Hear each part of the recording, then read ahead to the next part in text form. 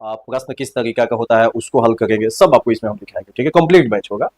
हाँ, सबसे इंपॉर्टेंट एक बैच चल रहा, अभी स्टार्ट हो गया है, मतलब आज से स्टार्ट होगा शाम को 7 बजे से, मैथ का फाउंडेशन बैच। किसी भी एग्जाम का आप तैयारी करते हैं तो सबसे इंपॉर्टेंट है कि मैथ का फाउंडेशन बैच किया जाए, है ना। तो मैथ का फाउंडेशन बैच जो है ये आपको मिल जाएगा शाम को आपका 7 बजे से। ठीक है, चलिए। और इसके लिए फी रखे हैं सिर्फ 499 रुपए में, इस बैच को आप परचेज कर सकते हैं। और हाँ, डेली चलेगा और ये क्लास ऐप पर चलेगा। यूट्यूब पर जो है 30 क्लास इसका हम फ्री में रखे हैं, तो आप 30 क्लास इसका फ्री में देख सकते हैं। और इसमें हम जो है complete arithmetics, number system, advance math, ये सब सेक्शन जो है मैथ का कंप्लीट करेंगे। जैसे अर्थमेटिक्स का ऑल चैप्टर है ना, नंबर सिस्टम और एडवांस मैथ और डीआई सब इसमें कंप्लीट करेंगे। ठीक है, और एक और फ्री बैच हमें स्टार्ट किए हैं। और यदि कोई स्टूडेंट एसएससी का तैयारी करता है और वो चाहता है कि एसएससी का जितना मैथ का पीवाईक्यू है उसको कंप्लीट अच्छे से जो है बना लिया जाए, है ना, क्योंकि पीवाईक्यू जो स्टूडेंट बना लेता है ना, तो जो स्टूडेंट पीवाईक्यू बना लेता है तो क्या होता है ना कि उसका एकदम हम कह सकते हैं बहुत अच्छा बेस मजबूत हो जाता है, बल्कि एडवांस लेवल का तैयारी हो जाता है। तो एक हम फ्री में बैच स्टार्ट किया जिसका नाम दिया है धुरंधर बैच सीरीज। ठीक है, ये 90 दिन में जो है पूरा सीएचएसएल, सीजीएल, आपका एमटीएस, जीडी, सीपीयू, टोटल इसका मैथ हम कंप्लीट कर देंगे, है ना। स्टार्टिंग हम किए एडवांस मैथ से, क्योंकि एडवांस मैथ का काफी अच्छा खासा प्रश्न एग्जाम में पूछा जाता है। क्लियर है भैया। डेली 2 बजे आप प्रैक्टिस सेट के लिए लाइव ज्वाइन करेंगे, ये आपका बिहार सचिवालय के लिए चल रहा है। ठीक है, चलिए फटाफट हम लोग अब इसका प्रैक्टिस करेंगे। प्रश्न आपके सामने आएगा, उसका आंसर आप कमेंट में दे सकते हैं। नहीं जानते हैं कोई बात नहीं है, हम आपको जो है फटाफट उसको हल करेंगे और आपको बता दे भी देंगे कि किस किस चैप्टर से प्रश्न आया होगा। चलिए, पहला क्वेश्चन ये है कि 36वां राष्ट्रीय खेल कहां हुआ था। देखो ये करंट अफेयर का क्वेश्चन है और ये जो सेट हम चला रहे हैं 5/3/2023 का बिहार सीजीएल 3 के एग्जाम हुआ था उसका सेट चल रहा है। ठीक है, समय याद रखेंगे, है ना। और कि सेट जो भी चलाएंगे पहले हम जो एग्जाम में पूछा है उस सेट को कंप्लीट कर देते हैं, उसके बाद जो है मॉडल सेट चलाएंगे। तो ये हो गया आपका 5/3/2023, है ना, को जो एग्जाम हुआ था सीजीएल वाला उसी का चल रहा है। ठीक है, 5 था ना, एक बार इसको हम कंफर्म कर लेते हैं। हाँ, 5/3/2023 को था। ठीक है, हाँ उसी का सेट चला गया। चलिए, तो 36वां राष्ट्रीय खेल कहाँ आयोजित हुआ था, तो ये आपका देखिए 2023 का सेट है ना, तो 2022 का जो है ये करंट अफेयर यहाँ पर पूछा गया। ठीक है, ये करंट अफेयर है। चलिए, तो अभी इसका जवाब दीजिएगा तो ठीक है, नहीं भी दीजिएगा तो कोई दिक्कत नहीं, क्योंकि 22 का एक करंट अफेयर है। तो 36वां राष्ट्रीय खेल का आयोजन जो है कहाँ हुआ था ये पूछा गया है। बहुत बढ़िया, तो इसका जवाब जो है आप नोट कर लेंगे, ये हुआ था गुजरात में। कहा हुआ था? गुजरात। ठीक है, ये आपका 2022 में इसका आयोजन किया गया था और इसका स्टार्टिंग जो था वो नरेंद्र मोदी स्टेडियम में स्टार्ट किया गया था और वहीं पर इसको समापन भी किया गया था। तो इससे रिलेटेड कोई खास पॉइंट आपको नोट करने की जरूरत नहीं। नेक्स्ट, ये वाला आपका इतिहास का क्वेश्चन है, मॉडर्न हिस्ट्री पढ़िएगा, उसमें ये प्रश्न जो है आपको देखने को मिलेगा इतिहास में। ठीक है, और ये इसको कहा जाता है 1857 की क्रांति।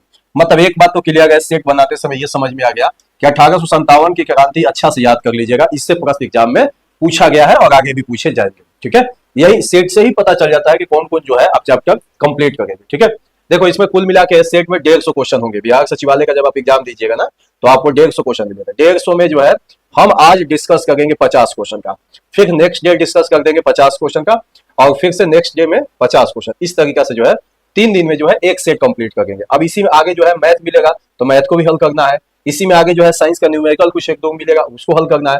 रीजनिंग 50 को तो रीजनिंग मिलेगा उसको हल करना, उसमें टाइम लग जाता है। ठीक है, और एक ही सेट में हम 150 डिस्कस कर देंगे तो ये समझिए कि वीडियो जो है 3 घंटा का चल जाएगा, है ना। इसीलिए हम लोग 50-50 करेंगे। क्लियर है, और आप यहाँ पर देखेंगे तो कमेंट में जवाब दीजिए। चलिए बताइएगा, फैजाबाद से 1857 की क्रांति के नेता कौन थे? बहादुर शाह जफर, बेगम हजरत महल, नाना साहब, है ना, जल्दी से बताइएगा। हाँ, बिल्कुल सही जवाब है आपका। तो ये फैजाबाद से 1857 की, आप कमेंट में जवाब देते रहेंगे।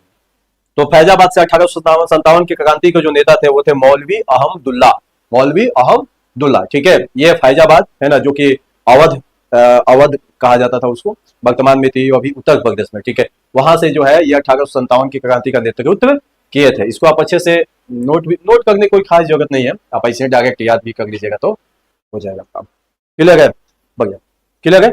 तो 1857 की क्रांति आप लोग अच्छे से इतिहास में जाकर रिवीजन कर लीजिएगा। नेक्स्ट, घनत्व का एसआई मात्रा क्या होता है? तो एक ये क्वेश्चन जो कहाँ हो गया, फिजिक्स का। तो एक बात तो क्लियर हो गया कि फिजिक्स में जो एसआई यूनिट वाला चैप्टर है उसको अच्छे से कंप्लीट कर लीजिएगा, मतलब यूनिट से क्वेश्चन पूछे जाएंगे, है ना, इसको कंप्लीट कर लीजिएगा, इसीलिए बस का पाठ है। तो घनत्व का एसआई मात्रा क्या होगा, जल्दी से बताइएगा। घनत्व का एसआई मात्रा क्या होगा, जल्दी से कमेंट में बताएंगे। बिल्कुल चले, ऐप पर जितने विद्यार्थी लाइव ज्वाइन किए हैं वो जवाब देंगे कि घनत्व का एसआई मात्रक क्या हो। तो घनत्व का एसआई मात्रक हो जाएगा KG metre cube. KG metre cube बिल्कुल सही जवाब है आपका, केजी मीटर क्यूब घनत्व का एसआई मात्रक होता है। ठीक है, क्लियर है। हाँ चलिए, बाकी अब यहां से समझ में आ गया। अब देखो ये जो सीजीएस पद्धति में यदि हम बात करें घनत्व का, तो इसका जो इकाई होता है, यूनिट होता है, वो सेंटीग्राम मीटर है ना। सीजीएस पद्धति में सेंटीग्राम मीटर होता है, सेंटीग्राम मीटर। ठीक है, हाँ सही है, ये छोटे पैमाने पे इसका उपयोग किया जाता है। क्लियर है। हाँ, आप कमेंट में जो भी जवाब देना है आप कमेंट में आप लोग जवाब दे सकते हैं। बाकी जो है नेक्स्ट आइए, चलिए हो गया। नेक्स्ट लिखा हुआ है अखिल भारतीय किसान सभा की स्थापना कब हुआ। अखिल भारतीय किसान सभा की स्थापना कब हुआ, ये भी कहाँ का है क्वेश्चन, ये हिस्ट्री में जाइएगा तो आप जो है मॉडर्न हिस्ट्री पढ़िएगा, वहां पर ये देखने को मिलेगा। ठीक है, किसान सम्मेलन, आंदोलन, ये सब देखिएगा, सभा, तो वहां पर ये पॉइंट आपको देखने को मिलेगा। तो अखिल भारतीय किसान सभा का आयोजन कब हुआ था, तो नोट कर लीजिएगा, अखिल भारतीय किसान सभा का आयोजन हुआ था 11 अप्रैल 1936। 11 अप्रैल 1936, 11 अप्रैल 1936 शाहजानंद सरस्वती जो है इसकी अध्यक्षता किए थे। क्लियर है। और स्टार्टिंग में जो है ये प्रारंभ हुआ था, ये बिहार से स्टार्ट हुआ था, है ना। वहां से बहुत सारे किसान इस आंदोलन में ज्वाइन किए थे। ठीक है, एक व्यक्ति थे एनजी गंगा, एनजी गंगा, इनको जो है ना महासचिव बनाया गया था किसान महासभा का। ठीक है, क्लियर है। चलिए next, wing of fire, wing of fire के लेखक कौन थे। APJ Abdul Kalam, Shashi Tharoor, Pranab Mukherjee, Chetan Bhatt. Wing of fire के लेखक कौन थे, विंग ऑफ फायर। चलिए सही जवाब है, विंग ऑफ फायर के जो लेखक थे वो थे अब्दुल कलाम। कौन थे, अब्दुल कलाम। सही है, बहुत बढ़िया, एपीजे अब्दुल कलाम। ये विंग ऑफ फायर के लिखा जो किताब लिखे हुए थे ये अब्दुल कलाम के द्वारा, उनकी वो आत्मकथा है। ठीक है। अच्छा, ये कमेंट में बताओ कि ये कौन से वे राष्ट्रपति थे, कौन से स्थान पर ये राष्ट्रपति थे और कब से लेके कब तक ये राष्ट्रपति थे। ठीक है, तब तक हम आपको बता देते हैं कि इनसे जुड़े हुए कुछ खास किताब है जिसको आप ध्यान पर रख सकते हैं। जैसे टर्निंग पॉइंट, ये किसका किताब है, ये आपका एपीजे अब्दुल कलाम द्वारा लिखा गया पुस्तक है। टर्निंग पॉइंट नोट कीजिएगा। इंस्पायरिंग इंस्पायरिंग थॉट, ये किसका पुस्तक है, ये एपीजे अब्दुल कलाम के द्वारा लिखा गया पुस्तक है। इसको भी आप नोट भी कर सकते हैं। ठीक है, चलिए 6 नंबर, बॉम्बे साइक्लोन कहाँ आया था, बांग्लादेश, अमेरिका, इंडोनेशिया, चीन, कहाँ आया था। ये 2022 का करंट अफेयर का घटना है ना, उस समय ये हुआ था तो उसी से जुड़ा हुआ है। बॉम्बे साइक्लोन कहाँ आया था, बांग्लादेश, अमेरिका, इंडोनेशिया, चीन, जल्दी से बताइएगा, है ना। बॉम्बे साइक्लोन क्या है, एक हम कह सकते हैं कि तेजी से बहती हुई हवा है ना। और ये आया था अमेरिका, कहां पर आया था, अमेरिका। अमेरिका को काफी ज्यादा जो है ये प्रभावित किया था। क्लियर है, तो यहाँ आंसर क्या बनेगा, अमेरिका। चलिए, इसमें कोई खास पॉइंट नहीं है नोट करने लायक। नेक्स्ट आइए, national agriculture innovation innovative project कब आया था। नेशनल एग्रीकल्चर इनोवेटिव प्रोजेक्ट कब आया था, जुलाई 2005, जून 2006, जुलाई 2006, जनवरी 2004, कब आया था, है ना। ये कृषि से जुड़ा हुआ एक परियोजना है। इसका जो है 2006 में ये लाया गया था। कब लाया गया था, 2006 में लाया गया था। लेकिन 2006 में क्या, जून, जुलाई, क्या, जल्दी से बताइएगा। जुलाई 2006 बिल्कुल सही जवाब है आपका, नोट कर लेंगे, जुलाई 2006, जुलाई 2006 में इसका आयोजन किया गया था। क्लियर है। इथोपिया की राजधानी कहाँ है, इथोपिया की राजधानी कहाँ है, आदिस अबा, अकरा, पैरवी और कहेगा, ये बताइएगा इथोपिया की राजधानी कहाँ है। हाँ। अब यहाँ पर आप समझ सकते हैं ना कि एक क्वेश्चन आपसे पूछ रहा है ना कि राजधानी, ये तो सिलेबस का ही पार्ट है, तो कह दिया कि राज, है ना, और राजधानी, इससे प्रश्न पूछा गया है। अब इसमें क्या है कि अपना देश का भी पूछ रहा है ना, देश का या विदेश का, कहीं का उठा के पूछ देगा। ठीक है, तो ये क्वेश्चन जो है देश वाला तो पकड़ में आएगा, विदेश वाला जो खास खास आसपास पड़ोसी देश है उसको पकड़ में आ जाएगा, और जो उस समय करंट अफेयर में घटनाएं चल रही है उसी से जुड़े हुए पॉइंट रख देता है, तो विदेश को भी उसी को लेता है। जैसे कि अभी इराक है, इराक ट्रेंडिंग में, उससे पूछ देगा। कतर है, कुवैत है, इससे रिलेटेड यहाँ पर पूछ देगा प्रश्न, क्योंकि ये सब जो अभी करंट की घटना है यहाँ से पूछ देगा, ठीक है। तो इथोपिया की राजधानी कहाँ है? अदीस आबा। इथोपिया की राजधानी कहाँ है? अतीस आबा। इथोपिया की राजधानी कहाँ है? अतीस आबा। क्लियर है? कोई दिक्कत? हाँ, चलिए यहाँ पर देखिए, ये जो पैरवी लिखा ना, इसको नैरवी भी कहा जाता है। ये केनिया की राजधानी है। कहाँ की है? केनिया की। वही मिस्र की बात करें तो मिस्र की कहेगा, मिस्र, ये जो आप देख रहे हैं ना, ये मिस्र की राजधानी, ये मिस्र की राजधानी है। ये हो गया केनिया की, है ना, ये केनिया की हो गया। और घाना जो है यहाँ पे, ये अकरा, है ना। घाना की राजधानी क्या होगी? घाना देश है, ये हो गया घाना की राजधानी अकरा। तो इथोपिया कहाँ की होगी? अदीस आबा। अकरा, घाना, पैरवी या नैरवी भी कहा जाता है, केनिया कहेगा मिस्र, ठीक है। समझ में आ गया? चलो नोट कीजिएगा। नेक्स्ट, फिरोज शाह तुगलक की आत्मकथा क्या थी? फिरोज शाह तुगलक की आत्मकथा क्या थी? किताब उल हिंद, तबकात ए कासरी, फुतुहत ए फिरोज शाही या खैजपुल फतह, है ना। ये आप कह सकते हैं ना कि मेडाइवल हिस्ट्री से पूछ रहा क्वेश्चन। मेडाइवल हिस्ट्री से प्रश्न तो पूछा, लेकिन क्या पूछा है ना, कि जो मेडाइवल हिस्ट्री में, है ना, जो शासक थे उनसे जुड़ा हुआ किताब पूछ रहा है, आत्मकथा पूछ रहा है, बड़े बड़े जो भवन बिल्डिंग है उससे रिलेटेड क्वेश्चन पूछा जाएगा। ये नहीं कि पूरा उसका डीपली जाके पढ़ने की जरूरत नहीं है आपको, ठीक है। तो फिरोज शाह तुगलक की आत्मकथा का नाम क्या है? फुतुहात ए फिरोज शाही। फुतुहात ए फिरोज शाही, ये फिरोज शाह तुगलक। इसका जो शासनकाल कब था? 1352 से लेकर 1388 तक इसका शासनकाल था, ठीक है। क्लियर है? और ये तुगलक वंश का क्या था? सुल्तान था। चलिए नेक्स्ट, हाँ कमेंट में आप लोग जवाब दे सकते हैं। नेक्स्ट आइए, अब देखिए यहाँ पर प्रश्न संख्या 10, सुमित नागल किस खेल से संबंधित है? ये करंट अफेयर की घटना है। बास्केटबॉल, टेनिस, क्रिकेट या फुटबॉल, किससे संबंधित है? सुमित नागल जो है किससे संबंधित है, ये पूछा गया। चलिए बढ़िया, तो ये जो है टेनिस खिलाड़ी संबंधित है। इनसे जुड़े हुए कुछ विशेष पॉइंट नहीं लेना, ये तो करंट अफेयर की घटना है, टेनिस से जुड़े हुए। क्लियर है? नेक्स्ट आइए, वानी जयराम को, वानी जयराम को इंडिया का तीसरा सबसे बड़ा पुरस्कार कौन सा मिला? है ना, पद्मश्री, संगीत नाटक अकादमी पुरस्कार, पद्म विभूषण या मध्य भूषण। इसके बारे में हम सुने नहीं, ठीक है, लेकिन जो पुरस्कार दिया, कहा गया कि यही वाला दिया गया, है ना। तो ये करंट अफेयर की घटना है, इसको आप नहीं भी याद करिएगा तो कोई दिक्कत नहीं।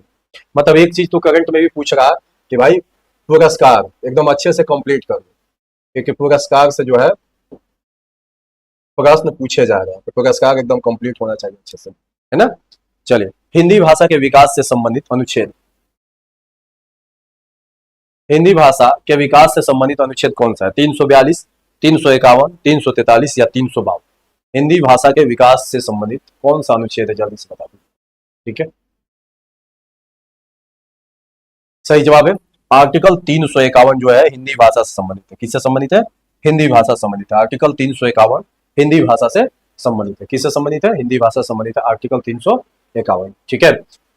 यहाँ पर जो है इसे 14 सितंबर, याद रखेंगे, इसे जो है, जो हिंदी भाषा है, इसको बिना संशोधन के 14 सितंबर 1949 को अपनाया गया था। 14 सितंबर 1949 को इसे अपनाया गया था, ठीक है। क्लियर है? चलिए नेक्स्ट, मध्यकालीन अभिलेखों की लिपि क्या थी? मध्यकालीन अभिलेखों की लिपि क्या थी? देवनागरी, तमिल, ब्राह्मी या सरला, है ना, क्या थी? इनका लिपि क्या था, ये पूछ रहा। मध्यकालीन अभिलेखों की लिपि क्या थी? जल्दी से बताइएगा। जो लोग मध्यकाल पढ़े होंगे वो काफी आसानी से इसका जवाब दे सकते हैं कि इसका लिपि क्या थी, ठीक है। मतलब एक चीज तो यहाँ समझ में आ गया कि आपसे जो प्रश्न यहाँ पर पूछा गया है ना, मध्यकाल से रिलेटेड, इसमें मतलब एक समझ में आ गया कि प्राचीन काल में मध्यकाल आपको अच्छे से कंप्लीट करना, उससे पूछेगा प्रश्न। देखो, अशोक के जो अभिलेख है वो अधिकांश ब्राह्मी लिपि में था। कौन सा लिपि में था? ब्राह्मी लिपि में था। वही अगर आप इंडिया के उत्तर पश्चिमी हिस्सा में जाते हैं, जैसे पाकिस्तान और अफगानिस्तान वाले हिस्सा में जाते हैं, तो वहां पर भी कुछ लिपि देखने को मिलता है अशोक से जुड़ा हुआ, जैसे खरोष्टिक, ग्रीक और अरमाइक। ये जो लिपियां है ये अशोक से ही जुड़ा हुआ लिपि, ठीक है। अशोक का जो लिपि है ये 1837 में, 1837 में जेम्स प्रिंसेप नामक एक व्यक्ति थे, है ना, वो इसके लिपि को पढ़ पाए थे, ठीक है। तो फिलहाल इसका आंसर क्या आप लगाएंगे कि ये जो है ब्राह्मी लिपि में था। किस लिपि में था? ब्राह्मी लिपि में था। पानी में अस्थायी कठोरता सोडियम के किस यौगिक से दूर की जाती है ना। पानी में अस्थायी कठोरता मतलब उसका हार्डनेस को दूर करने के लिए, है ना, किस यौगिक, कौन सा यौगिक का प्रयोग, कौन सा हम कह सकते हैं रसायन का प्रयोग हो जाएगा और वह दूर हो जाएगा। तो Na2CO3, Na2CO3, ठीक है। यदि जो बच्चा केमिस्ट्री अच्छा से पढ़ा होगा इसका जवाब सही दे पाएगा, ठीक है। क्लियर है। चलिए नेक्स्ट आ जाइए, 15 नंबर। लोधी वंश का संस्थापक कौन था? लोधी वंश का संस्थापक कौन था? बहलोल लोधी, ठीक है, सिकंदर लोधी, दौलत खां लोधी या इब्राहिम लोधी। लोधी वंश का संस्थापक कौन था? तो देखो यहां से हम क्या बोले कि जब आप मेडाइवल हिस्ट्री पढ़िएगा तो मेडाइवल हिस्ट्री में क्या पूछेगा कि एक तो पूछ रहा कि संस्थापक, है ना, एक तो पूछ रहा कि संस्थापक, है ना, खासकर दिल्ली सल्तनत वाला काफी अच्छे से पढ़ लीजिएगा। संस्थापक आपसे पूछ रहा, ठीक है, आत्मकथा, आत्मकथा ये पूछा जाएगा क्वेश्चन में, ठीक है। दूसरा उनसे जुड़ा हुआ जो भवन है ना, भवन हो गया, कुछ निर्माण वाला चीज है, इसको काफी अच्छे से कंप्लीट करेंगे। ये सब जो है मेडाइवल में पूछेगा। तो मतलब मेडाइवल में काफी बेसिक चीज आप याद करेंगे, ये नहीं कि काफी फालतू सारा चीज जो है जाके आप रट जाएंगे, ऐसा कुछ नहीं करेंगे, ठीक है। तो बताएंगे यहाँ पर, है ना, लोधी वंश, इसका वंश जो था ना 1451 में लोधी वंश के मतलब हम कह सकते हैं कि स्थापना हुआ था दिल्ली में, है ना। लोधी वंश से पहले एक वंश चल रहा था सैयद वंश, उसके शासक को हटाया लोग, और हटाने के बाद जो है ये लोग अपना वंश लाया लोधी वंश 1491, और वो व्यक्ति था बहलोल लोधी। इसने ही जो है लोधी वंश की स्थापना किया था। क्लियर है। चलिए कमेंट में आप अवश्य जवाब दीजिएगा जो प्रश्न का जवाब आप चाहते हैं। चलिए नेक्स्ट, ये क्लास ऐप पर चल रहा, ऐप पर अभी अच्छा खासा विद्यार्थी अपनी, हाँ ऐप पर अभी आप कमेंट कर सकते हैं। पता नहीं यूट्यूब पर चलता है लाइव, ऐसा नहीं है, यूट्यूब पर चलेगा 30 क्लास 20 क्लास ऐसे फ्री में मिलेगा यूट्यूब पर, लेकिन अभी ऐप पर भी चल रहा है ना। फ्लेमिंग लेफ्ट हैंड रूल, है ना, मैं अंगूठा किसे दर्शाता है ना। फ्लेमिंग का जब नियम आप पढ़िएगा तो उस नियम के अनुसार आपका जो अंगूठा हो गया, तर्जनी हो गया, जो ये फिंगर हो गया, इस सब का अलग अलग जो डायरेक्शन उसमें दर्शाएगा, ठीक है। तो फ्लेमिंग लेफ्ट हैंड रूल में अंगूठा क्या दर्शाता है? अंगूठा क्या दर्शाता है? तो अंगूठा यहाँ पर दर्शाता है बल की दिशा को। क्या दर्शाएगा? बल की दिशा को दर्शाएगा। इसको अच्छे से आप कंप्लीट करके रखिएगा, बल की दिशा को दर्शाता है। क्लियर है। नेक्स्ट, चलिए इस प्रश्न का जवाब दीजिएगा। बुद्ध चरित्र के लेखक कौन? बुद्ध चरित्र के लेखक कौन? नागार्जुन, अश्वघोष, अलार, कलाम या पाणिनि? जल्दी से बताइएगा। बुद्ध चरित्र के लेखक, हाँ बुद्ध चरित्र एक संस्कृत का कविता है ना, और इसको लिखे थे अश्वघोष। कौन लिखे थे? अश्वघोष के द्वारा ये लिखा गया था, एक तरह से संस्कृत का कविता। क्लियर है। हाँ पाणिनि भी जो है वो भी संस्कृत से ही जुड़े हुए थे, है ना। हाँ ये जो बुद्ध चरित्र है, अगर इसमें हम बात करें कितने अध्याय है, तो कुल मिला के 28 अध्याय है। कितने अध्याय है? 28 गो अध्याय है, लेकिन उतना डीप जाता नहीं एग्जाम। चलिए, भारतीय गन्ना अनुसंधान संस्थान कहाँ स्थित है? भारतीय गन्ना अनुसंधान संस्थान कहाँ स्थित है? दिल्ली, आगरा, लखनऊ, देहरादून? चलिए नोट कीजिएगा, लखनऊ बिल्कुल सही जवाब है आपका। लखनऊ, इसको नोट कर लीजिएगा। कहाँ स्थित है? लखनऊ में, ठीक है। और ये जो भारतीय गन्ना अनुसंधान संस्थान, इसकी जो स्थापना हुआ था 1952 में हुआ था। कब हुआ था? 1952 में इसकी स्थापना हुआ था, है ना। ऐसे आप जब डीपली पढ़िएगा ना तो ये सब आपको देखने को मिल जाएगा। ऐसे बेसिक कुछ कुछ पॉइंट यहाँ होगा वो हम बता देंगे, ठीक है। चलिए क्लियर है। हाँ नेक्स्ट आइए 19 नंबर। क्यू किसकी राजधानी है? क्यू किसकी राजधानी? क्यू रूस, नॉर्वे, हंगरी, यूक्रेन? ये प्रश्न का जवाब लगभग सभी विद्यार्थी जानते होंगे। क्यों? क्योंकि ये घटना काफी चर्चा वाला था, है ना, कि रूस जो है लगभग 3 साल से ऊपर हो गया यूक्रेन पर हमला किया हुआ, ठीक है। और यूक्रेन की ही राजधानी क्या है? क्यू, ठीक है। और ये जो शहर है, एक नदी है ना, इसका नाम है डेन्यूबी नदी, है ना, डेन्यूब नदी। इसी नदी के किनारे जो है ये आपका शहर बसा हुआ क्यू शहर, ठीक है। और इसी पर जो है अभी रूस कब्जा करना चाहता है। ये जो शहर है ना, ये हम कह सकते हैं कि उनका प्रशासनिक रूप से, आर्थिक रूप से, सांस्कृतिक रूप से और शैक्षिक रूप से सबके लिए काफी इंपॉर्टेंट है यूक्रेन के लिए। और इसी पर जो है वो रूस कब्जा करना चाहता है, ठीक है। चलिए नेक्स्ट, अंतर्राष्ट्रीय मार्स आइस मैपिंग मिशन किसका है? अंतर्राष्ट्रीय मार्स आइस मैपिंग मिशन किसका है? नासा, इसरो, CSA या BNSC? किसका है? ठीक है, जल्दी से बताइएगा। ये एक ज्वाइंट ऑपरेशन है ना, जिसमें नासा भी है, कुछ इसरो का भी अंश है, कुछ जो है कनाडा वाला भी सपोर्ट कर रहा। ये नासा का मुख्य रूप से आपका मिशन।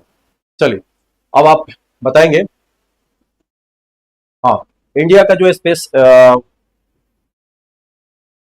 एजेंसी है उसको इसरो कहा जाता है।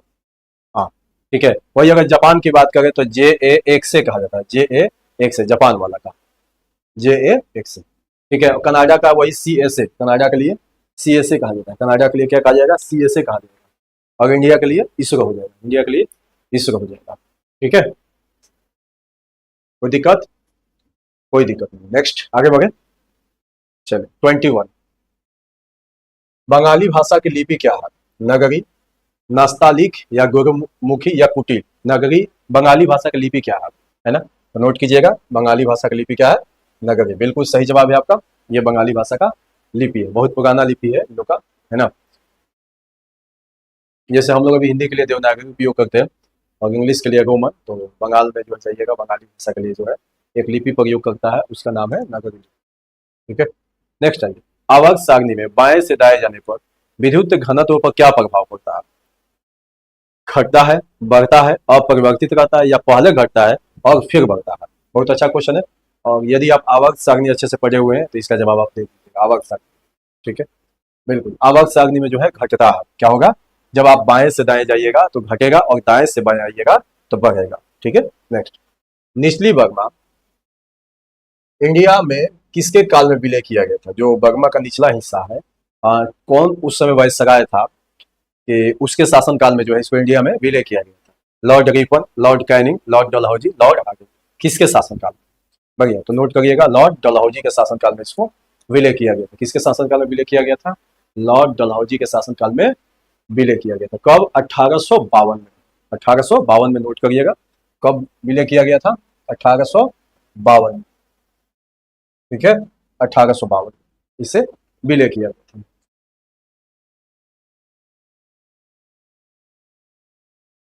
सही है, चलिए नेक्स्ट आइए।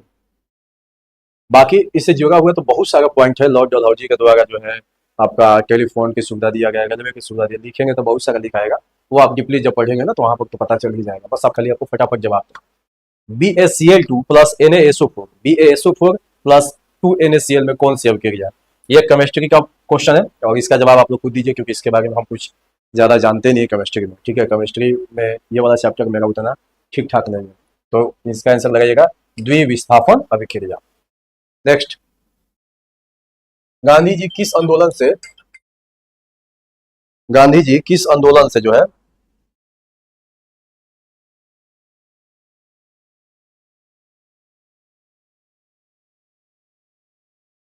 गांधी जी किस आंदोलन से नहीं जुड़े हुए थे, इसका जवाब सभी विद्यार्थी दे सकते हैं, क्योंकि बहुत कॉमन क्वेश्चन है ना, आसानी से इसका जवाब लोग दे सकते हैं, जल्दी से बताइए। हाँ, तो गांधी जी जो है 1915 में जो है इंडिया आते हैं दक्षिण अफ्रीका से, और इनके द्वारा एक आंदोलन शुरू किया जाता है 1917 में, चंपारण सत्याग्रह। उसके बाद 1919 से लेके 1924 तक एक आंदोलन चलाते हैं, खिलाफत आंदोलन, और फिर 1942 में चलाते हैं भारत छोड़ो आंदोलन। तो 3 आंदोलन इनके साथ प्रमुख, बाकी असहयोग आंदोलन है, सबने अवज्ञा आंदोलन है, बहुत सारा आंदोलन चलाते हैं।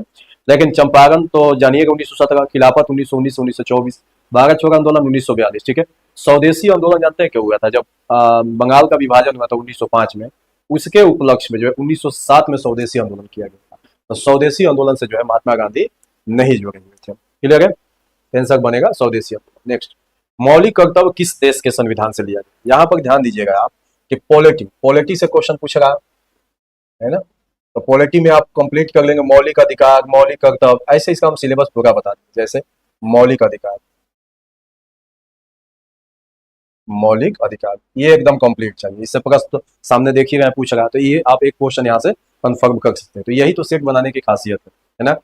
चलिए, 42वें संविधान संशोधन जब हुआ था 1976 में, है ना, उसके बाद ही जो है एक जो है मौलिक कर्तव्य शब्द को लाया गया था, और 3 जून 1977 से मौलिक कर्तव्य को संविधान में जोड़कर इसको लागू कर दिया गया था। अगर हम बात करें भाग की बात करें, तो भाग नंबर जो है 4A में जो है मौलिक कर्तव्य का वर्णन किया गया था।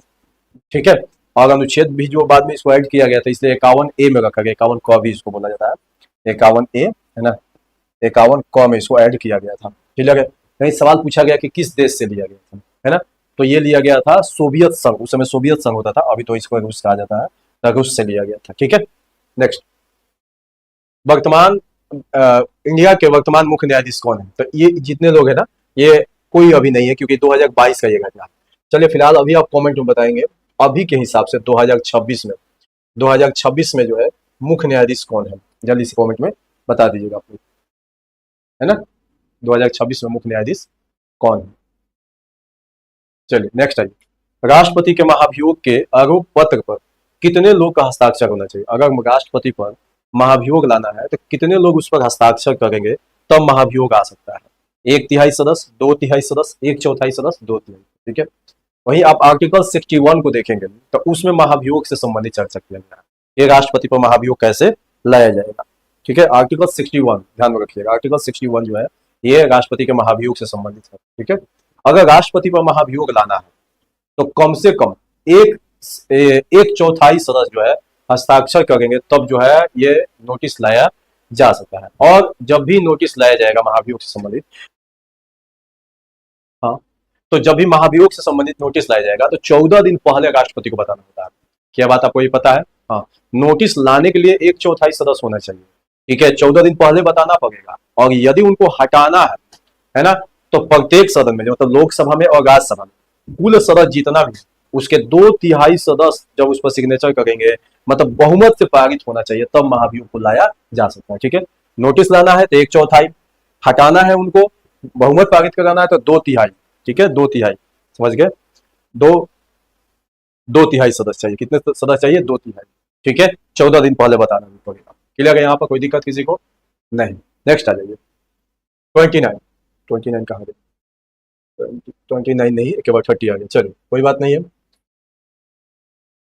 प्रथम पंचवर्षीय योजना किस पर आधारित है? प्रथम पंचवर्षीय योजना, टोटल 12 तो पंचवर्षीय योजना है, मतलब एक बात तो क्लियर है कि इकोनॉमिक्स में आप पंचवर्षीय योजना काफी अच्छे से कंप्लीट कर लीजिएगा। यहाँ से प्रश्न पूछ रहा, सामने दिखेगा आपको, ठीक है ना।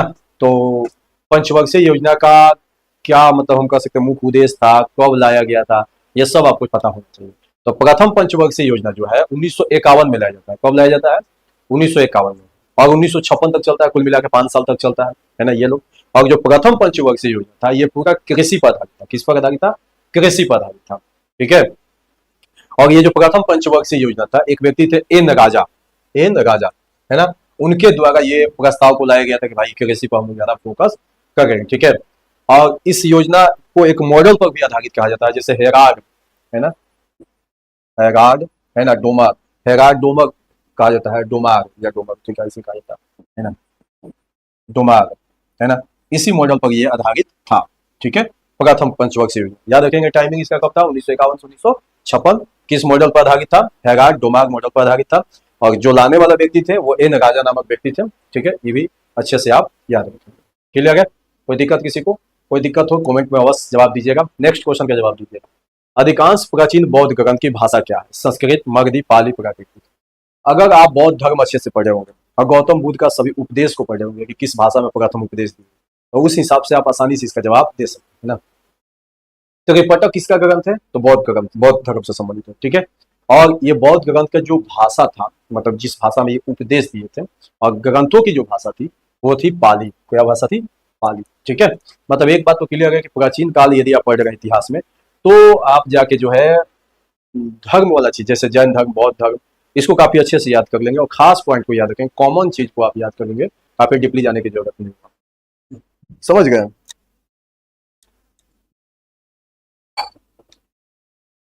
उसको आप ध्यान पे रख सकते हैं। आइए नेक्स्ट आइए, शांति की मूर्ति कहाँ स्थापित की गई? शांति की मूर्ति, देखो आप जैन धर्म पढ़िएगा ना, तो जैन धर्म में जो भी मूर्ति स्थापित होता था वो शांति से ही रिलेटेड होता था, है ना। तो शांति की जो प्रतिमा है ये राजस्थान में स्थित है। कहाँ स्थित है? राजस्थान में, है ना। विजय वल्लभ नामक जो है एक जैन आचार्य थे जैन धर्म के, उनकी 151वीं जयंती मन रहा था, और उसी समय प्रधानमंत्री मोदी जो है, मतलब 16 नवंबर 2020 की बात है, ठीक है, उनकी प्रतिमा का जो है उद्घाटन ये किए हुए थे। क्लियर है? तो नोट कर लेंगे क्या आपका? राजस्थान। नेक्स्ट है 33, राजतंत्र के बाद नेपाल में किस तरह के शासन अपनाई गई? राजतंत्र के बाद नेपाल में किस तरह के शासन अपनाई गई?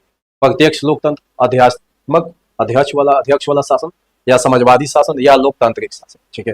देखो अगर हम नेपाल की बात करेंगे तो नेपाल में 2008 से पहले जो शासन था वो राजशाही शासन था। 2008 से पहले जो शासन था राजशाही शासन था। 2006 से ही जो है ना ये राजशाही शासन को समाप्त करने के लिए नेपाल में आंदोलन हो रहे थे। अंततः जो है नेपाल के लोगों के द्वारा, कुछ विपक्ष में बैठे नेताओं के द्वारा 28 मई 2008 की बात है ना, वहां पर जो वंश चल रहा था राजवंश, शाह वंश, कौन सा वंश था? शाह वंश, है ना। शाह वंश को उठाकर जो इसको फेंक दिया, उखाड़ कर फेंक दिया, ठीक है। और वहीं पर 28 मई 2008 है ना को राजवंश को समाप्त करता है सब, और आता है लोकतांत्रिक गणराज्य। लोकतांत्रिक गणराज्य की स्थापना होता है, जैसे इंडिया में है उसी तरीके से वहां भी स्थापना करता है। क्लियर है? कोई दिक्कत? कोई दिक्कत नहीं। नेक्स्ट आ जाए 34। समूह 13 का तत्व किस तरह का ऑक्साइड बनाएगा? समूह 13 का तत्व किस तरह का ऑक्साइड बनाएगा? ये केमिस्ट्री का पॉइंट है ना, मतलब वर्ग जो आवर्त सारणी वाला पॉइंट है, वहां से प्रश्न आपसे पूछ रहा है, तो इसको भी आप अच्छे से ही पॉइंट, मतलब आप कह सकते हैं सेट से चैप्टर को फाइंड कर सकते हो कि कौन कौन चैप्टर आपको कंप्लीट करना। यहाँ पर आप नोट कर सकते हैं M2O3, M2O3। चलिए नेक्स्ट, चलिए 35 का जवाब आप दीजिए जल्दी जल्दी। लेलोंग नृत्य कहाँ संबंधित है?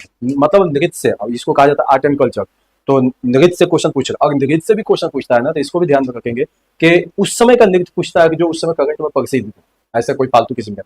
तो लेलोंग नृत्य जो है किससे संबंधित है? ये इंडोनेशिया का एक नृत्य है। कौन सा देश का नृत्य है? इंडोनेशिया का नृत्य। कहाँ का है? इंडोनेशिया। लेलोंग, ठीक है, कोई दिक्कत? चलिए नेक्स्ट प्रश्न का जवाब दीजिएगा आपको। किस अनुच्छेद के तहत राष्ट्रपति मौलिक अधिकारों के हनन पर न्यायालय जाने से रोक सकता है? कि यदि आपका मौलिक अधिकार छीना गया तो आप न्यायालय नहीं जा सकते हो। कौन से आर्टिकल में ये बात कहा है? देखो, जब इंडिया में इमरजेंसी लगेगा तो ऐसे स्थिति में आपका मौलिक अधिकार छीना जाएगा, है ना। केवल 20 और 21 ये दो ऐसे फंडामेंटल राइट है जो आपको सिर्फ दिए जाएंगे, बाकी जो है आपका मौलिक अधिकार छीन लेगा, ठीक है, इमरजेंसी के टाइम। और ये बात कहा गया आर्टिकल 359 में। इसमें आर्टिकल 359 में ये कहा गया कि आपका जो है मौलिक अधिकार छीन लेंगे, ओनली 20 और 21 को छोड़ के बाकी सब जो है निलंबित कर दिए जाएंगे, ठीक है। कमेंट बताओ कितने मौलिक अधिकार हैं जल्दी से। हाँ, और ये जो लाइन आप देख रहे हैं ना, ये जो 359 वाला लाइन, पहले ये लाइन नहीं था, लेकिन बाद में जब 44वें संविधान संशोधन हुआ 1976 में, तब इस लाइन को ऐड किया गया कि भाई मौलिक अधिकार के समय जो है आपका इमरजेंसी टाइम मौलिक अधिकार खत्म हो जाएगा, और 20 और 21 को केवल छूट। क्लियर है? चलिए अगला क्वेश्चन हो गया, तो आंसर लगा लीजिए इसका 359। नेक्स्ट, 73वां संविधान संशोधन कब हुआ था? इस प्रश्न का जवाब सभी विद्यार्थी दे सकते हैं क्योंकि एकदम अच्छा क्वेश्चन है। एक बात यहाँ तो क्लियर हो गया ना कि संविधान संशोधन से सभी मामले को आपको याद करना है, ठीक है। देखो, हाँ बढ़िया, तो देखो 73वां संविधान संशोधन 1992 में हुआ था। कब हुआ था? 1992 में हुआ था, ये संशोधन हुआ था, ठीक है। इसमें संशोधन हुआ था 73वां संविधान संशोधन 1992। लेकिन ये जो संशोधन था इसको लागू किया गया था 24 अप्रैल 1993 में। इस पॉइंट को याद रखिएगा। 73वां संविधान संशोधन तो सभी याद रखता है कि 1992 में संशोधन हुआ था, लेकिन ये लागू कब हुआ था? 24 अप्रैल 1993 को ये लागू हुआ था, ठीक है। और ये जो 24 अप्रैल 1993, मतलब ये जो 24 अप्रैल का डेट है, 24 अप्रैल 1993, है ना, ये लागू हुआ था 73वां संविधान संशोधन। और इसी दिन को जो है पंचायती राज मनाया जाता है, पंचायती राज दिवस। पंचायती राज दिवस मनाया जाता है 24 अप्रैल को। इसको भी आप नोट करके याद कर लेंगे कि 24 अप्रैल को पंचायती राज मनाया जाता है ना। अब आप कमेंट तो बताएंगे कि जो 73वां संविधान संशोधन, जब इसको संशोधन किया गया था तो कौन से भाग में इसको ऐड किया गया था? कौन से भाग में इसको ऐड किया गया था बताइए। तो भाग नंबर 1, 2, 3, 4, 5, 6, ठीक है। और 73वां संविधान संशोधन जो है ये पंचायतों से जुड़ा हुआ है, और पंचायत से जुड़ा हुआ जो अनुच्छेद है ना, वो 243 से लेकर 243 ओ तक ये पंचायतों से जुड़ा हुआ आपका आर्टिकल, है ना। और ये जो पंचायत से जुड़ा हुआ विषय है, इसमें जो है कुल 29 विषय है। कितने विषय है? कुल 29 विषय है। इसको भी आप ध्यान पर रखेंगे, कुल 29 विषय, ठीक है। नेक्स्ट, तारे टिमटिमाते हैं किस कारण? प्रकाश के परावर्तन द्वारा, प्रकाश के अपवर्तन के द्वारा, प्रकाश के वर्ण विक्षेपण के द्वारा, या प्रकाश के प्रकीर्णन द्वारा। तो नोट करिए, प्रकाश के अपवर्तन के द्वारा। क्लियर है? बढ़िया। नेक्स्ट टाइम, दिपोर झील कहाँ स्थित है ना? मतलब एक तो क्वेश्चन यहाँ भूगोल में जाइएगा तो नदिया से क्वेश्चन पूछेगा, क्लियर हो गया है ना। झील से क्वेश्चन पूछ रहा, नदिया से झील से क्वेश्चन पूछ रहा, अभी तक तो यही देखने को मिला, ठीक है। बाकी भूगोल को हम लोग जो है स्टार्टिंग के भारतीय भूगोल का 5-7 चैप्टर जो है काफी अच्छे से कंप्लीट कर, नदिया से क्वेश्चन पूछ रहा है, फिक्स है चैप्टर यहाँ पर, ठीक है। दीपोक झील कहाँ स्थित है? उड़ीसा, मेघालय, असम, मणिपुर। हाँ बताइएगा, दीपोक झील कहाँ स्थित है? देखो ये जो झील है ना, ये मीठे पानी की एक झील है, दीपोक झील जो है ये एक मीठे पानी का झील है, ठीक है। हाँ सही है। ये दीपोक झील जो है कहाँ स्थित है? मीठे पानी का झील है, और स्थित कहाँ है? तो ये स्थित है असम राज्य के गुवाहाटी में स्थित है। कहाँ स्थित है? गुवाहाटी में ये स्थित है। दीपोक झील कहाँ स्थित है? असम राज्य के गुवाहाटी में स्थित है, ठीक है, दीपोक झील, याद रखिएगा। एनीमिया रोग किसकी कमी से होती है? इसका जवाब तो सभी विद्यार्थी दे सकते हैं। एनीमिया रोग किसकी कमी से? देखो एनीमिया का जो है समान रूप से कमी हो गया तो आपको थकानी महसूस होगा, है ना। ऑक्सीजन का कमी हो जाता है, सीधी बात है ना, आयरन का कमी हो जाता है। और ऐसे स्थिति में जो है ना लाल रक्त कोशिका है जिसको आरबीसी हम लोग बोलते हैं, है ना। और ये हेमोग्लोबिन के, एनीमिया क्या करता है कि हेमोग्लोबिन के निर्माण में काम करता है, मतलब आरबीसी का निर्माण में ये काम करता है। अगर इसका कमी हो गया तो आरबीसी का निर्माण नहीं होगा, और जिसके वजह से जो है ऑक्सीजन की कमी हो जाएगा और हमेशा आप थका हुआ महसूस करिएगा, ठीक है। तो आप यहाँ पर जवाब क्या लगाएंगे? आएगा। नेक्स्ट, निम्न में से किस राष्ट्रीय उद्यान का युग्म गलत है? मतलब पूछ रहा है कि कौन सा इसमें सुमेलित नहीं है। जैसे कन्हा है, मंडला बिल्कुल सही जवाब है मध्य प्रदेश में, इंद्रावती दांतेवाड़ा छत्तीसगढ़ बिल्कुल सही जवाब है, बांध बांधवगढ़ उमरिया ये भी सही है, पूनो छिंदवाड़ा ये गलत है, पूनो जो है छिंदवाड़ा में नहीं है, ठीक है, ये मध्य प्रदेश में। हाँ सही है। हाँ आगे बढ़े, कोई दिक्कत है यहाँ तक किसी को? नेक्स्ट आइए 42, भारत शासन अधिनियम 1919 में क्या शामिल है? भारत शासन अधिनियम 1919 में क्या शामिल है? संघीय राज्य की व्यवस्था, द्विसदनीय विधानमंडल, प्रांतों में द्वैध शासन, केंद्रों में द्वैध शासन प्रणाली, क्या शामिल है पूछ रहा 1919 में, है ना। भारत शासन अधिनियम 1919 में क्या शामिल है, जल्दी से बताइएगा। द्विसदनीय विधानमंडल, द्विसदनीय विधानमंडल, प्रांतों में द्वैध शासन, जल्दी से बताइएगा। भारत शासन अधिनियम 1919 वाला जो है ना, इसको कहा जाता है मेंटेगू चैम्सफोर्ड, है ना, सुधार हम कह सकते हैं कि अधिनियम कहा जाता है इसको। और इसके अनुसार जो है प्रांत में जो है ना वह द्वैध शासन प्रणाली का आरंभ किया गया था, और उस प्रणाली को ज्यादा लागू नहीं किया गया था, फिर 1935 में नया अधिनियम इसीलिए तो बनकर आया था, ठीक है। हाँ तो प्रांतों में द्वैध शासन, भारत शासन अधिनियम 1919 में जो है क्या शामिल था? प्रांतों में द्वैध शासन। नेक्स्ट टाइम, निम्नलिखित में से कौन पार्थिव ग्रह है ना, निम्न में से कौन पार्थिव ग्रह है? मंगल, बृहस्पति, शनि, अरुण, वरुण, जल्दी से बताइएगा, है ना। पार्थिव ग्रह किसे कहते हैं, है ना। एक जो ग्रह है ना ठोस चट्टानों से बने होते हैं, जिसमें हम कह सकते हैं बुध हो गया, शुक्र हो गया, शनि हो गया, पृथ्वी हो गया, ठीक है, मंगल हो गया, ये सब ऐसे ग्रह हैं, बुध शुक्र पृथ्वी मंगल, चार तो याद रखिएगा, बुध शुक्र पृथ्वी मंगल, बुध शुक्र पृथ्वी मंगल, ये चार ऐसे ग्रह हैं जो पार्थिव ग्रह कहे जाते हैं, और ये जो है ठोस चट्टानों से बने होते हैं। वही अगर हम बात करें बृहस्पति, शनि, अरुण, ये ऐसे ग्रह हैं जिनके आसपास केवल गैस का जो है भंडार मौजूद है, ठीक है, तो इनको पार्थिव ग्रह नहीं कहा जाता। क्लियर है, कोई दिक्कत? और पार्थिव ग्रह जो होते हैं ना वो सूर्य के सबसे नजदीक होते हैं, जैसे सूर्य, पृथ्वी नजदीक है, आपका बुध सबसे नजदीक है, बुध सबसे नजदीक है, ठीक है। तो सबसे नजदीक जो ग्रह होते हैं ना वो आपका हम कह सकते हैं पार्थिव ग्रह कह सकते हैं। कौन कौन पार्थिव ग्रह है? बुध शुक्र पृथ्वी मंगल, बुध शुक्र पृथ्वी मंगल, ये चार ऐसे हैं जो पार्थिव ग्रह का, ठीक है, सबसे निकट। क्लियर है, तो यहाँ पर जवाब क्या बनेगा? मंगल, मंगल यहाँ पर पार्थिव, बाकी बृहस्पति, शनि और अरुण ये सब जो है पार्थिव ग्रह नहीं, क्योंकि इनके पास जो है गैसों का भंडार मौजूद है। क्लियर है। नेक्स्ट, नेहरू रिपोर्ट 1928 में क्या मांग था, क्या मांग किया गया था? नेहरू रिपोर्ट 1928, ठीक है। ये जो है ना मोतीलाल नेहरू की अध्यक्षता में इसको तैयार किया गया था। मांग था, क्लियर था कि जो ब्रिटिश साम्राज्य है वो अपने भीतर मतलब इंडिया को दो हिस्सों में बांटने की स्थिति में ना करे, मतलब डोमिनियन स्थिति में ना लाए इसको, ठीक है। और उस समय उनका तत्काल रूप से पूर्ण स्वराज मांग करने का लक्ष्य जो था वो लोग हटा दिया, फिलहाल कहा था कि डोमिनियन स्टेट इसको मत बनाइए, और 1929 में जो है ना ये लोग फिर लक्ष्य अपने निर्धारित किया पूर्ण स्वराज का, ठीक है। तो यहाँ पर आंसर बनेगा क्या? डोमिनियन, राज और प्रांतीय स्वायत्ता, इसको जो है मांग था कि ये ना किया जाए। 45, उस अक्षर का चयन कीजिए। यहाँ से देखिए रीजनिंग का क्वेश्चन आ गया, जो रिक्त स्थान को भर सके, कंप्लीट कर सके। अब देखिए ये क्वेश्चन जो है रीजनिंग का है, जिसको कहा जाता है हम कह सकते हैं कि सीरीज कह सकते हैं जिसमें गैपिंग रहता है, और उसको कंप्लीट करना। सीरीज में इसमें करना क्या होगा कि सबसे पहले कभी भी ऐसा क्वेश्चन आए तो आप इसको काउंट कर लेंगे कितना है आप उसको काउंट कर लीजिएगा। अब हम इसको काउंट करते हैं 1 2 3 4 5 6 7 8 9 10 11 12 13 14 15 16 17 18 19 20 21 2 3 4 मतलब 24 गो है।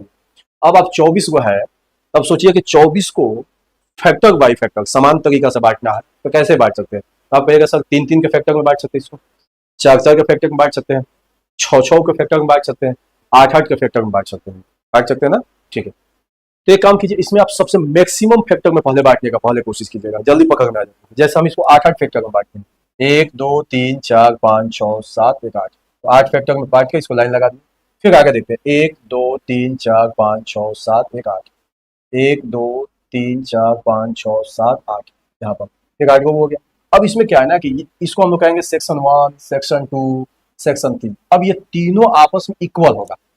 अब कैसे इक्वल होगा, जैसे अगर ये ए से स्टार्ट होगा तो ये भी ए से स्टार्ट होगा, ये भी ए से स्टार्ट होगा, सब सेम होगा। अब इसमें क्या क्या भगाएगा हम इसी एक दूसरे में से बात कर लेंगे कहाँ से क्या लिया जाए। जैसे देखिए यहाँ स्टार्टिंग में 2 ए है तो हम यहाँ पर 2 ए दे देंगे। स्टार्टिंग में 2 ए हो गया, एगो यहाँ से उठा के ले लिया हम यहाँ से। इसका देखिए तीसरा स्थान पर बी है तो इसमें भी तीसरे पर बी दे देंगे, हो गया। इसमें देखिए लास्ट में क्या डालेगा, यहाँ से ले लीजिए आप, चीटिंग कीजिए, यहाँ से हो गया ई। अब यहाँ फर्स्ट में क्या आएगा, यहाँ से ले लीजिए आप ए। यहाँ लास्ट में 2 को क्या आएगा ई ई ई ई। यहाँ बीच में 2 को कौन कौन आएगा डी ई।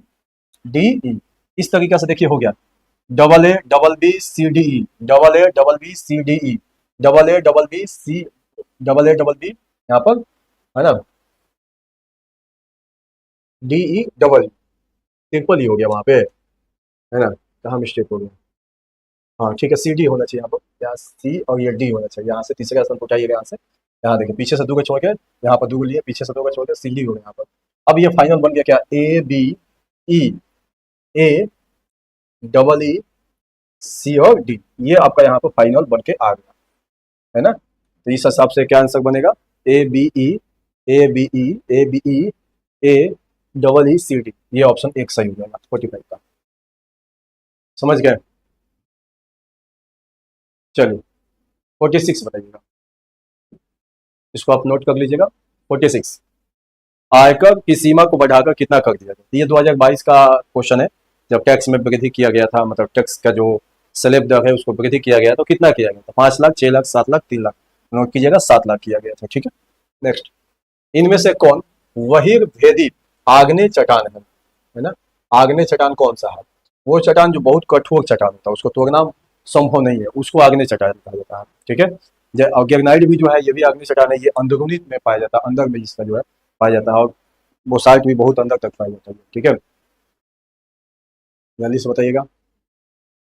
हाँ देखो, जब लावा जो होता है ना, लावा जो फूटता है रेड कलर का होता है, जब वो फूटा है ना और मतलब बहुत तेज में जाकर फिर धीरे धीरे ठंडा होता है, तो पृथ्वी की सतह पर जब वो जमता है ना, तो जिस का निर्माण होता है उसको कहा जाता है बोसाल्ट चट्टान। ठीक है, वही ग्रेनाइट भी जो है, ये जैसे मैग्मा जो है, मैग्मा जब ठंडा होता है ना, और ठंडा होने के बाद जिस चट्टान का निर्माण होता है उसको कहा जाता है ग्रेनाइट। और क्वार्टरजाइट और ये संगमरमर जो है ना, ये तो रूपांतरित चट्टान, ये टूट फूट के इसका निर्माण हुआ है। तो आग्नेय चट्टान कौन है, बोसाल्ट यहाँ पर। नेक्स्ट, चाय के निर्यात में इंडिया का स्थान कौन सा है। सबसे टॉप पर स्थान है केन्या, सबसे टॉप में कौन है, केन्या का स्थान है। ठीक है, और अगर इंडिया का स्थान कौन सा है, तो इंडिया का स्थान होगा दूसरा। कौन सा स्थान होगा, दूसरा। नेक्स्ट, चलिए, बालिकाओं के शिक्षा और कल्याण से संबंधित योजना कौन सी है। बेटी बचाओ बेटी पढ़ाओ, सौभाग्य योजना, जन धन योजना, स्टैंड अप इंडिया। ठीक है, बालिकाओं से जुड़ा हुआ। ठीक है, इसका शुरुआत जानते कब हुआ था, ये योजना का, सही आप कमेंट में जवाब देते रहिएगा। यह योजना का शुरुआत हुआ था जनवरी 2015 में। कब हुआ था, इस योजना का स्टार्टिंग हुआ था जनवरी 2015 में, इसकी शुरुआत हुआ था, है ना। मुख्य बात यही था कि जो लिंगानुपात में कमी हो रहा था महिलाओं के प्रति, उसको बढ़ाया जाए, उसको रोका जाए। ठीक है, यही था, इसीलिए इस योजना को शुरू किया गया था। पहले स्टार्टिंग में तो 100 क्षेत्र जगहों में लागू किया गया था, बाद में इसको पूरे देश में लागू कर दिया गया था, है ना। तो ये था बेटी बचाओ बेटी पढ़ाओ अभियान से जुड़ा हुआ था। क्लियर है। आज का लास्ट क्वेश्चन है, मानव विकास सूचांक 2021 से 22 में इंडिया का स्थान कौन सा है। ये 2022 का रिपोर्ट है ना, 2024 के हिसाब से आप बताइएगा कि कौन सा स्थान है। फिलहाल अगर हम इसके हिसाब से बात करेंगे तो 132वें स्थान पर था। कौन सा स्थान पर था? 132वें स्थान पर था, ठीक है। और ये हम बात करते हैं मानव विकास सूचांक में जिस चीज को ध्यान में रखा जाता है, 3 चीज को। एक जीवन का स्थिति, क्या आपका जीवन प्रत्याशा कहा जाता है, दूसरा शिक्षा, और तीसरा प्रति व्यक्ति आय। 3 चीजों को देखा जाता है और इसके आधार पर मानव विकास सूचांक का जो इंडेक्स को जारी किया जाता है। और इंडिया जो अभी कितना स्थान पर है? 132वें स्थान पर है, ठीक है। इसकी जो शुरुआत किए थे पाकिस्तान का एक हम कह सकते हैं कि अर्थशास्त्री के जनक थे महबूब उल हक, है ना, उनके द्वारा ये जो मानव विकास सूचांक है HDI, है ना, ह्यूमन डेवलपमेंट इंडेक्स की शुरुआत किया गया। क्लियर है? तो आज बिहार सचिवालय CGL 3 के सेट नंबर 1 के जो है 50 क्वेश्चन कंप्लीट कर दिए, ठीक है। नेक्स्ट डे जो है हम फिर से 50 क्वेश्चन